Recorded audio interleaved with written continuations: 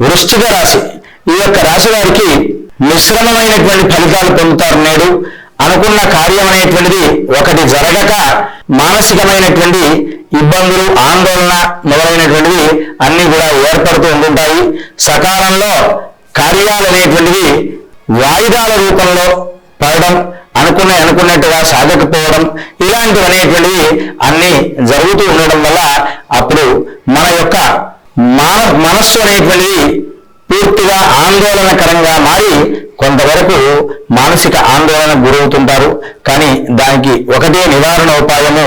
మీరు ఈరోజు మంగళవారం ప్రధానంగా 3 గంటల నుండి 4:30 మధ్యకాలంలో అమ్మవారి దేవాలయంలో రాహుకాల దీపాన్ని వెలిగించుకోండి.